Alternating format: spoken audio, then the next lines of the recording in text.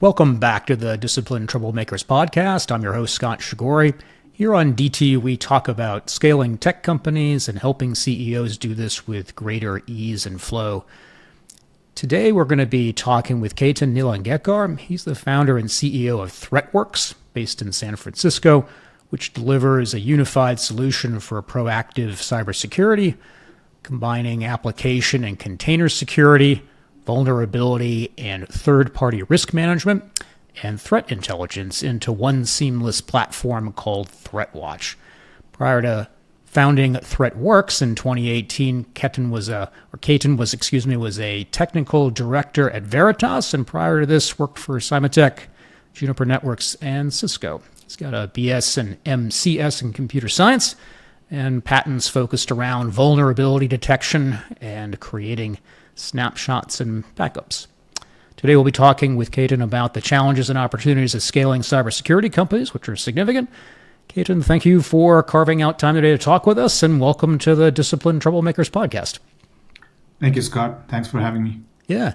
In terms of, setting the bit of the context, I've obviously included some things in the intro here, but in a few sentences, what is your company developing now to help your ideal audience, or if it's more than one audience, go ahead and solve a key challenge with your secret sauce? I would assume ThreatWatch and perhaps something else.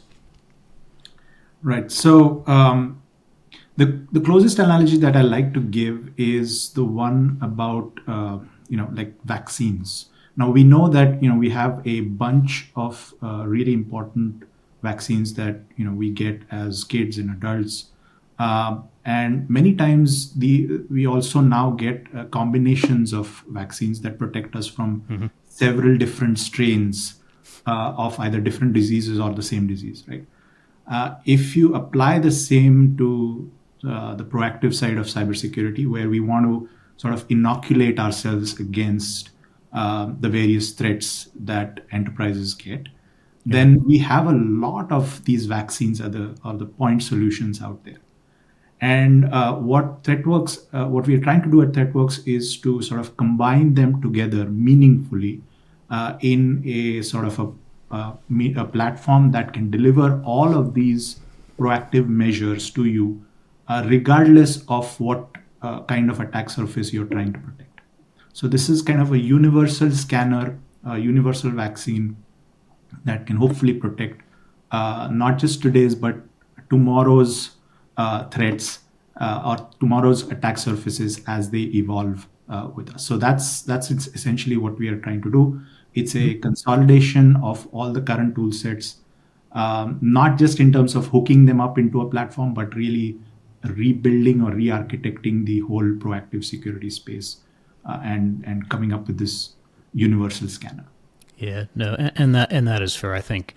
And you would be extremely familiar with this space where we're all familiar with individual components that are somehow, if you will, put together in some way with some spaghetti code or other things, versus having a truly integrated system and being able to either in real time or some measure of real time go ahead and provide a series of security layers, etc., like that. Would you, if it's safe to say so, would you say that you are in the detection and monitoring space, where it would either be MDR, XDR, extended, etc.? Was there a label that you're comfortable with, or is it a case where you guys are doing something different as it relates to the company and then the actual product and services that you offer?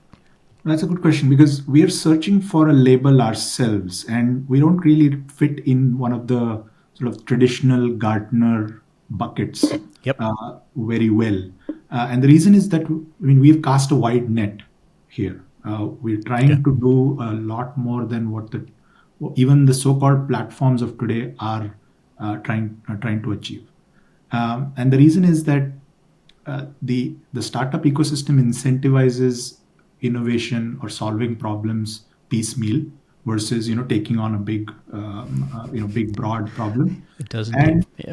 And that leaves all this integration for some big player to come in and buy a bunch of smaller solutions and tie them together, like you said, stitch them up with some spaghetti code.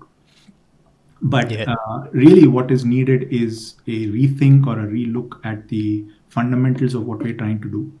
And if you dig deep enough, you'll find that all the problems that are arising out of the proactive space. I mean, and I want to differentiate ourselves. I mean, I can do that very well. We are not in the EDR, XDR, MDR kind of space, Yep. right? That is up to very specific solutions which sit closer to your networks, to your devices, and uh, monitor them more actively or more intrusively than you might be comfortable with in some cases. Hmm. So we want to get ahead of the game. We want to do it more proactively, like I said, and we want to do it with as less intrusive methods as possible. And it's possible to do. We know from all the current solutions that we have, it's actually possible to detect all of these things before they become a problem. That's where you need your EDRs and XDR, when there is a malicious actor in your networks and you want to shut him down. We want to prevent that part itself, right? So that's the whole idea of doing it more proactively and doing it across your entire attack surface.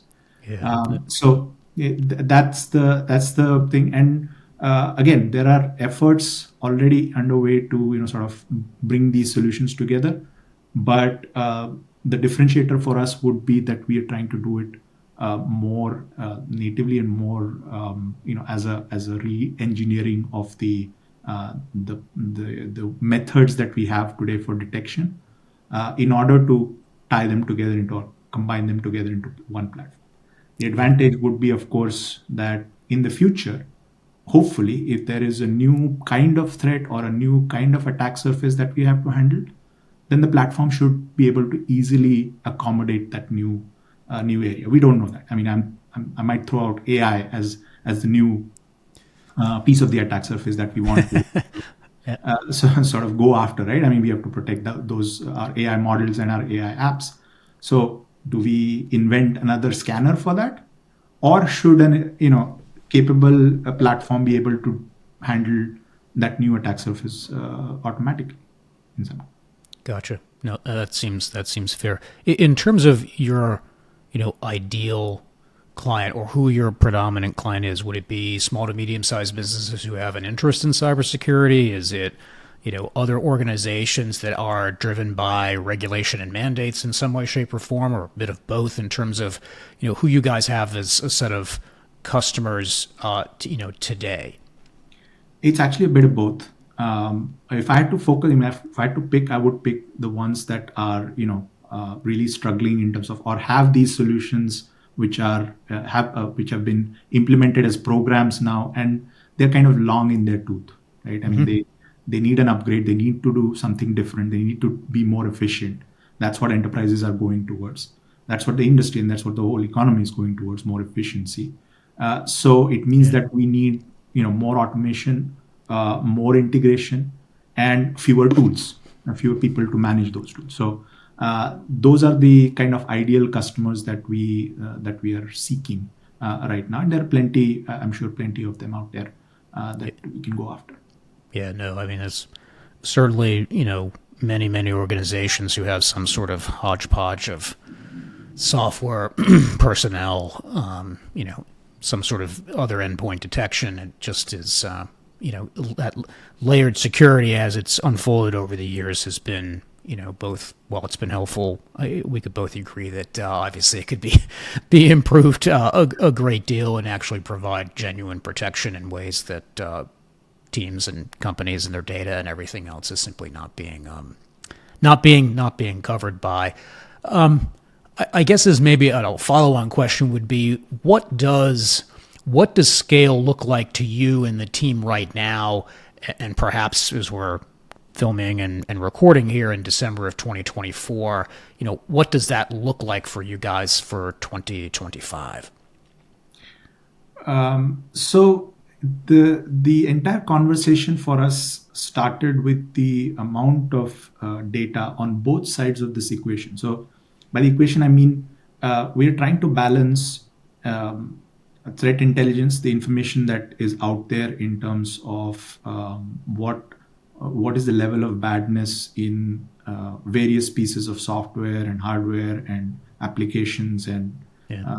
things that that typically enterprise rely on, and then your personal attack, then the enterprise attack surface. So we are essentially trying to create a cross product or union of these, and in order to identify what are the interesting bits of threats that that I as an enterprise should be mitigating and addressing. The left hand side of the equation, if I can call it, is the threat intelligence, and comprised of so many different individual pieces of information. Just to show you, to give you one example, and we were talking about this in the last few days in the team, is just the amount of malware that is now posing as real open source software that is on GitHub. If you just do a simple count of that count of malware laden projects or components on GitHub is north of 15,000 today. Oh, really? Yes. Interesting. And what that means is, I mean, this is just the ones that we know of. And it's very hard to analyze large bodies of code for embedded malware, as you can imagine. Yep. And so we don't know what else is out there. So this is I would say, sort of a conservative number. Now imagine how many actual real life components or projects are accidentally or maybe legitimately trying to use one of those 15,000 malware-ridden components without knowing it. Yeah. Right? So this whole thing of scale starts there. How do I make sure that, I actually know that there is so much malware out there, there are like maybe there is the 15,001 with new repository that was now created by some person who wants to infiltrate his malware, and so that story keeps on growing. And this is just talking about malware on GitHub. We are now in December, like you said, of 2024, and to date, I think we are at 52,000 vulnerabilities in software that have been identified and logged as CVEs. It's a vulnerability enumeration that is widely used in the security world. And 52,000 seems like a odd number, but this has been growing, pretty rapidly. We are talking about flaws in software, which is known again, right? Has been verified and known, and we know how bad it is. We don't know what else might be out there. So we are trying to deal on a yearly basis. Now we are looking at 50,000 at least new vulnerabilities that might be reported. Somebody famously said a while ago that software is going to eat the world, and I think this is a product of that. The whole cycle that we started a couple of decades ago, and now we're sort of having to deal with all this this huge problem. And this is a problem that is not in the realm of you can't throw just people at it and trying to solve, because there's many examples of systems and people lagging behind in terms of sheer analysis of all these vulnerabilities. So that's the big source of the scale that we are looking at, just this amount of data. And I'm not even talking about threats that are manifesting out of these vulnerabilities and the attacks, the ransomware and the malwares that are manifesting out of these vulnerabilities. So it's a huge data problem, in my opinion, and that's where AI has to now step in and do its good thing and deliver on its promise of being able to manage this for us, hopefully. And that's what we've been trying to address, and that's our approach to this scale. Yeah, no, and that seems to make sense. I think we can agree and probably have a brief conversation about generative AI here, where that big shift is, if you will, on the left and the right, to use your terms, or just good and bad as well. Yeah. When I talk to some people in the security space, they seem to think we have about a year before generative AI from the bad side of the house basically begins to rear its ugly head in great force, and so we have this opportunity, as you say, to go ahead and try and come up with a series of steps to improve things, or at least stabilize them, or at least prepare. And so I'm curious, with the both the intel you and your team have, the kind of decision superiority that you obviously would want to seek over competitors and in the marketplace. I guess, what do you see as a way forward, whether it's left or right? Your terms are good and bad, depending on how you want to phrase it. You've answered part of it, but I do think that there is, it's an enormous challenge where, again, teams are already struggling and will continue to do so, and we're going to 10x that. So, or maybe even 50x that. So, with what the work that you guys are doing with the company, how are you positioning that understanding so that you do have decision superiority, you can serve clients, you can ultimately protect them and serve them with what is coming? A big part of it is for really showing what this approach can do, is to be able to translate this into actual results that the customer wants to see, the enterprise wants to see. Yeah. You might be realizing the magnitude of this problem yourself, sitting on the other side, looking at the threat intelligence. But what the enterprise wants to see is actually less of this, because all of this is mostly noise for them. Yep. Right. So then there has to be this, when you do this sort of Cartesian product, you have to have this ability of cutting down on the noise significantly. Delivering all of this is simply going to just overwhelm the already stretched out the enterprise resources. It's not going to help at all. In fact, it's going to worsen the problem. So you have to come up with the ability to cut down on the information that you're providing to the end user in a meaningful way, again, without really losing on the real. And that's where we get all these questions. I mean, the biggest thing that the CISOs are worried about is, I heard about this new 0-day threat or vulnerability. Are we protected against? That's the biggest question that CISOs and CIOs want to know, because that's what happens. That's what gets the most attention in terms of the media.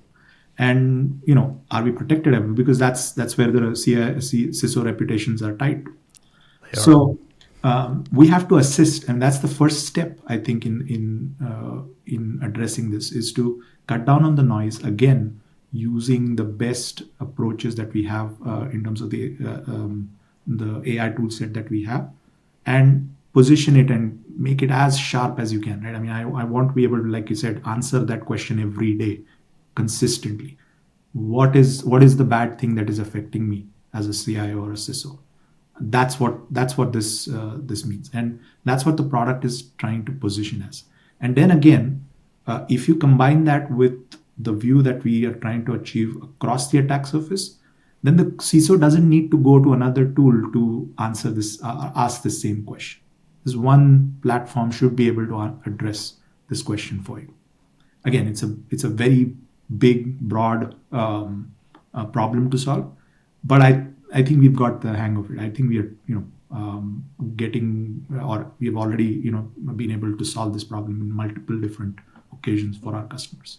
Yeah, and that seems fair. I talk with probably not as many as yourself, CISOs in particular at, events locally where I live here in Northern Virginia, or it's just, online and so forth as well, where, it's just, that what I describe as that level 10 bleeding neck problem where they're up late at night. What is that for them? And that is what you've just described. And to be able to have confidence as a CISO that you are not just doing your job, but you are, serving your core audience, the organization that you work for, obviously, is really critical.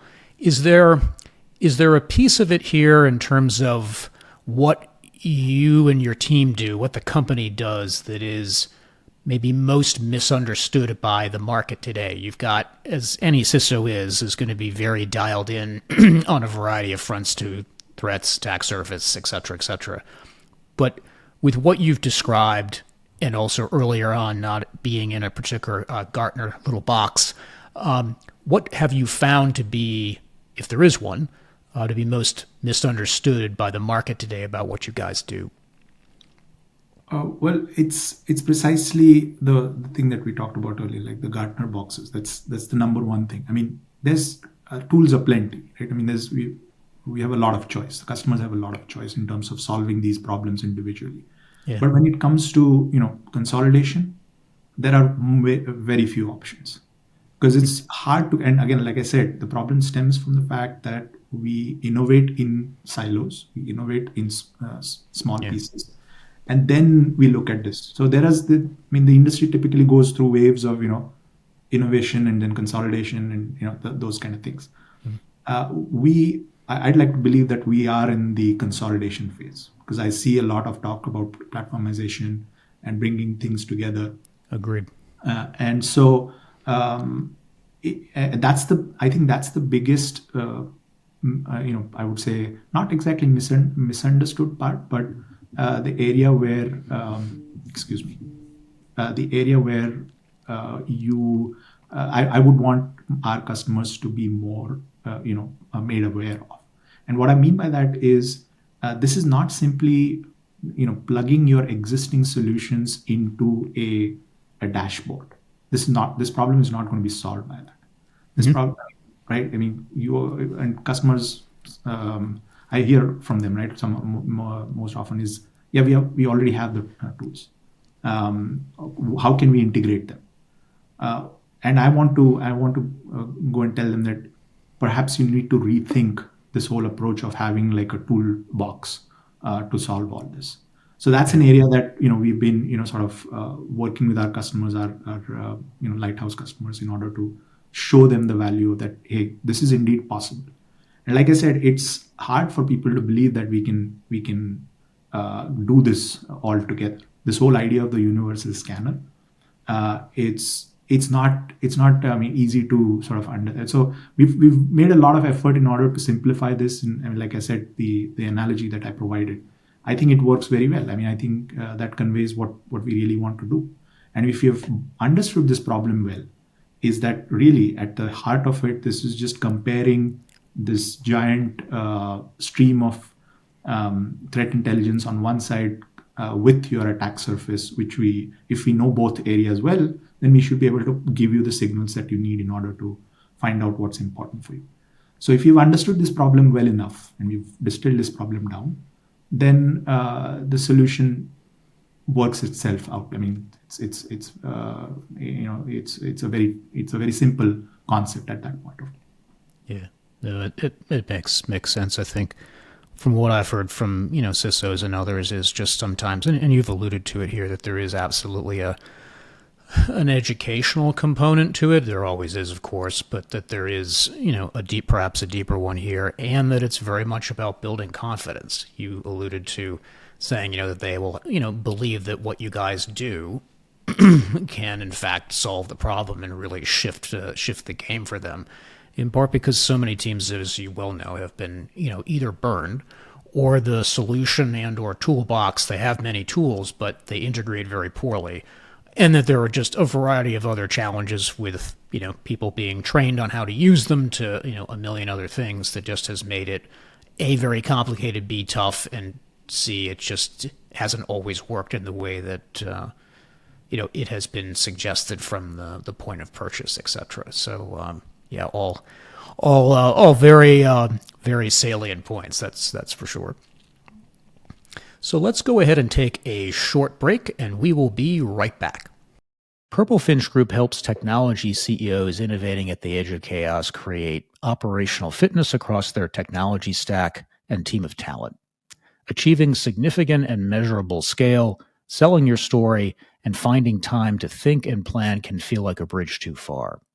So if you're a CEO whose company has found product market fit, but is struggling, or you're a CEO whose company is looking to accelerate existing momentum, we can help with proven blueprints, for optimal scale.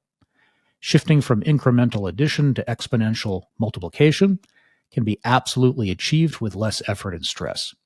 To get in touch, I can be reached at Scott with 2 T's at purplefinchgroup.com. Now, back to the interview. Well, welcome back. We are here continuing to talk with Ketan here. So let's shift gears just a little bit here and talk about maybe the type of work that you're doing right now that, gives you joy and energy. There's always lots of things about work that can be stressful and otherwise painful. So I always like to talk about what is it that, as a CEO, you enjoy really the most about either what you're doing, about the space that you're in, the work that you're doing specifically, but just to share a little bit about that because I think it's important to emphasize. Yeah, and this has been a remarkable journey for me. I'm an engineer at heart. I still am. I'm a tinkerer, and I love to build software. That's my first love. But there has been a transformation, and it's a deliberate sort of shift that I've made in my approach, where the customer always has to be first, right? And you build anything, you have to have that perspective. So it's a huge change. I mean, from an engineer, from a developer to and it's a non-trivial sort of shift in personality and skill sets and everything.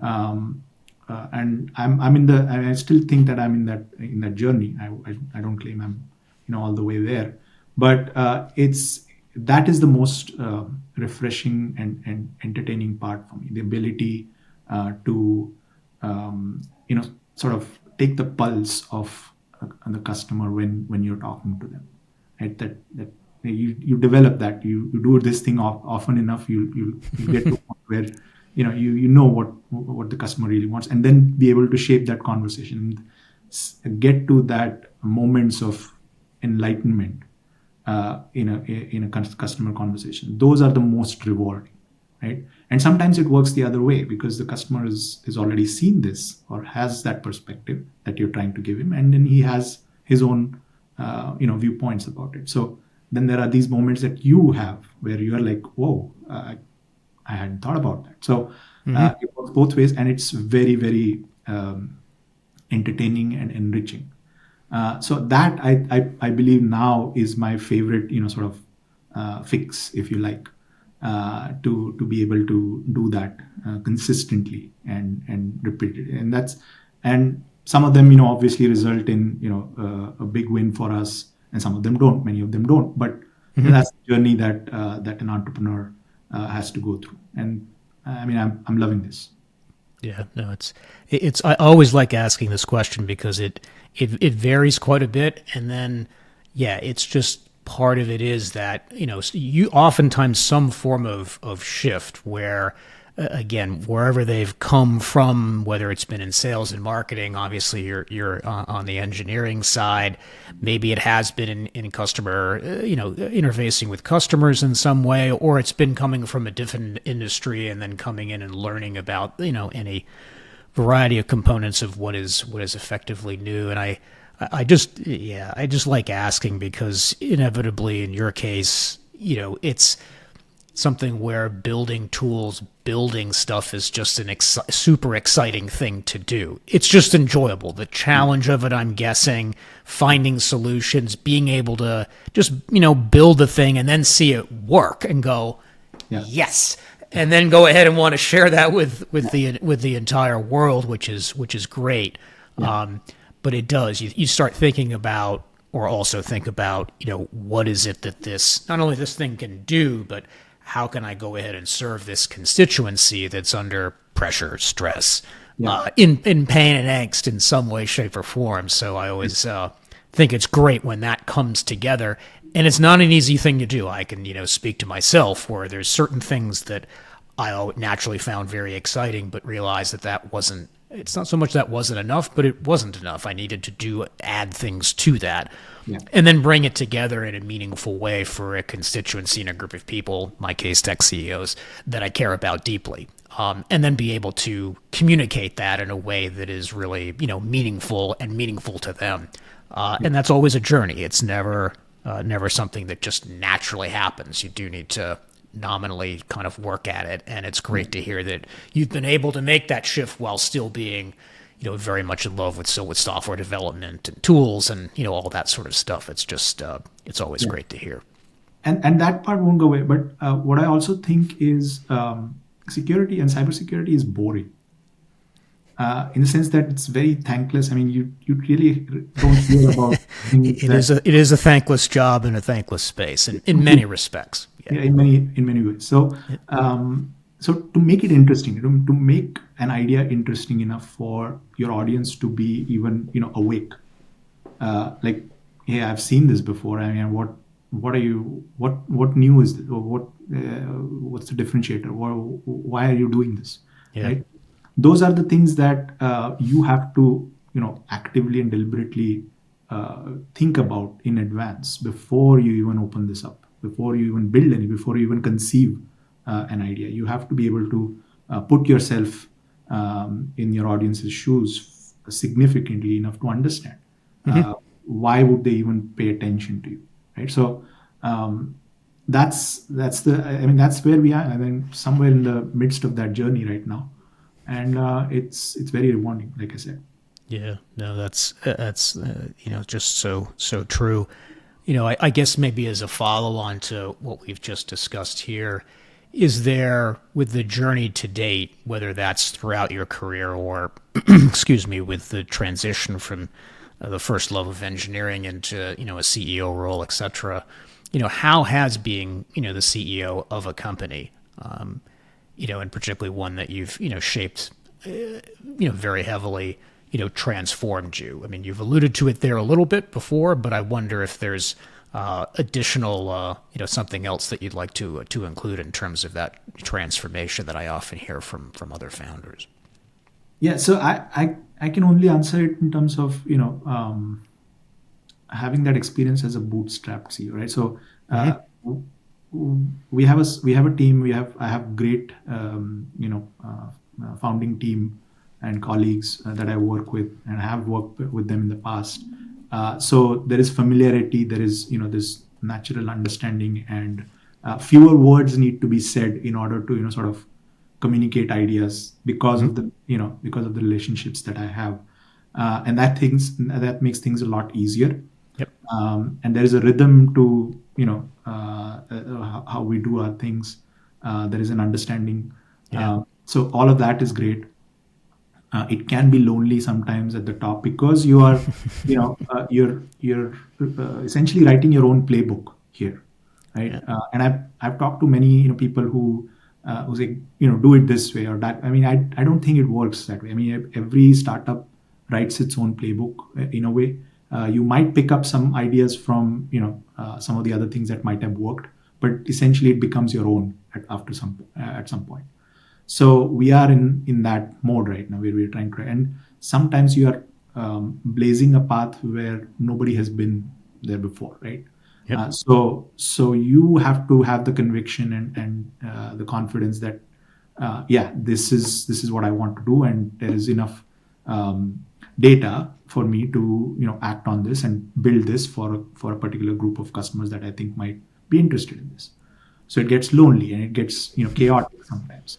But again, these are all just the journey that I'm on, and there is hardly a day that, I mean, there's ups and downs and everything, but there's hardly a day that I'm not waiting to wake up and give it another go and continue on this mission. So it's wonderful.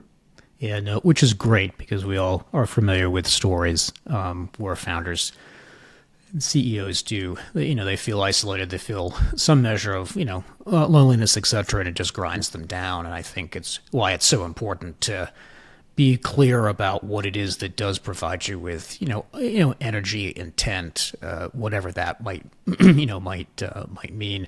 I think it's interesting you mentioned specifically about being a bootstrapped founder versus one who has received, an injection of capital, whether that's a little, whether that's a lot, whether it's been angels, whether it's been, quote unquote, VC capital, et cetera, like that, where again, that journey is different.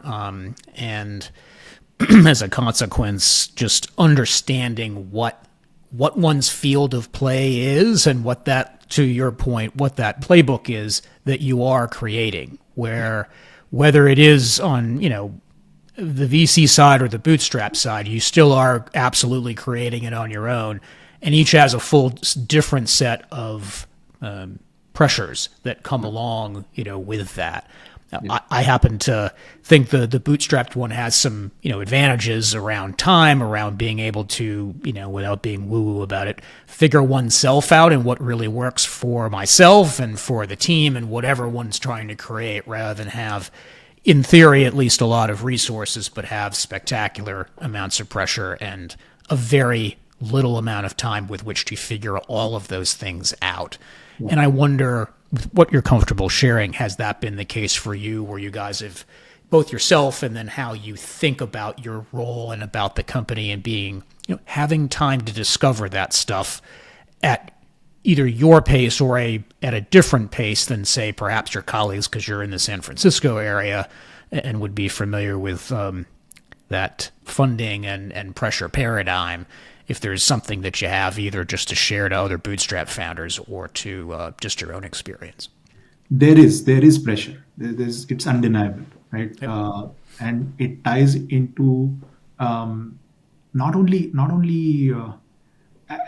initially it's the fervor, right? Initially it's, I think it's about getting into the club, right, of founders who have sort of raised a significant amount, and then trying to work through that. And I'm sure that there's different challenges to that, which I cannot speak to at the moment. But initially it's that. But after a time, I think the challenges kind of normalize, or they're on even turf, right? I mean, what a startup founder, a bootstrap founder would deal with, or whether it's a funny, you're always looking at your runways and how to retain people. So the problems eventually they sort of but I believe that again, if you have the conviction of grinding it out, I would say that you should give yourself that chance to do it. Mm-hmm. And this may not be everybody's cup of tea. And that should be fine. But you should give yourself enough time. And I don't know what that means really, but you should give yourself enough time if you have an idea to really work itself out. And you should rely on not depending on just your emotions, but also the data that is in front of you. Mm-hmm. And if your customers are telling you that, hey, look, I mean, we're buying your subscription, we're paying you money for this, that's a pretty big signal for them. And that I think should be one of the things that founders should aspire for, is getting that early signal in a really meaningful way.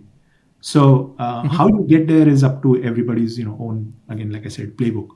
But if you can, then go for it. I would say it's a much more enriching and a different, creates a different personality for you in some ways, and shapes your core in a very different way. So I'm of the firm belief that as much as possible we should grind, and there is enough money out there to help us to help the founders if and when we need to. So that is not going away, but this well of innovation has to be sort of dug by founders through their own sort of sweat and blood initially, at least I would say. Yeah, no, I completely agree. Despite the many challenges, and you've shared any number of them here today, there is just an enormous amount of possibility. And if you will, go for it with intention and conviction. but to do so with some common sense and realizing that you don't have all of the answers. You don't need to have all the answers to start. You just need to start. And to take that, what feels like a huge risk, but in fact is really just nothing more than an opportunity to learn and to grow, which I think just that simple reframe is enormously valuable. And you've obviously shared that. You've obviously done that, which is great. And I think is just valuable to other founders who, again, just either because they get bogged down or because they're not sure or, have a story or two or many of them about, geez, am I really ready for this? The answer is yes. Yes, you are. And yes, you should go ahead and give it a try. And yes, you should go ahead and find something that you really enjoy, take off a piece of it that you really enjoy. But absolutely, the value is in helping other people. And if they're willing to pay you for it, even if it's a pilot, even if it's something that just takes a while, the answer is yes, go ahead and do that. So, well, cool. Well, Ketan, it's been great to talk with you this afternoon, and I really appreciate you carving out time to be here on the Disciplined Troublemakers podcast. For folks who'd like to reach out to you once this podcast goes live, what would you like? LinkedIn? Would you prefer email, or how would you like people to reach out to you to learn about yourself or about your company, etc.? Yeah, we are on ThreatWorx.io on the web. I would say check us out. There's plenty of stuff there that can tell you what we're trying to do. You can reach out to us in various ways. Through the website itself. I'm on LinkedIn as well, and you can find us, connect with us, and talk about all the consolidation ideas that you might have or plans that you might have for now or the future.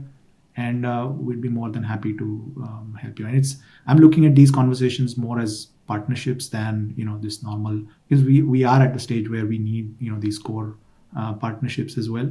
So happy to invest that time with the customers in order to meaning not just send out an invoice and get them on the Indeed subscription, but really build and innovate our way through this. So happy to do that. And thank you, Scott, for the opportunity. I really appreciate this. Yeah, no, I'm happy to have you on the podcast. And I think it's always great when a founder talks about collaboration as opposed to just focusing on, closing a sale, closing a deal, etc. That the cyberspace is one, I think, in particular, where many people are mission-based, even if they are, I call it jaded, and that collaboration is absolutely essential. No one can do it all, and therefore having a real team or a group of organizations, companies, if you will, working together in harmony to really provide safety and well-being to critical assets, to people, to systems, to essentially everything, is essential, whether it's critical infrastructure, healthcare, a million other things. And so that's great. Well, once again, thanks for joining us today. And to all of you, we will be back with another episode of the Disciplined Troublemakers podcast very shortly. Cheers. Thank you for tuning into the Disciplined Troublemakers podcast, and we hope you found the episode valuable. If you did, please subscribe to the Disciplined Troublemakers podcast on your favorite platform and leave a review. Putting this podcast together is a group effort, so I'd like to provide a shout out to Heartcast Media and their team for all of the assistance they provide with each episode. If you want to get in touch with me directly, I can be reached at Scott with 2 T's at purplefinchgroup.com. Purple Finch Group is the sponsor of this podcast. We have another podcast episode out very shortly. Stay tuned.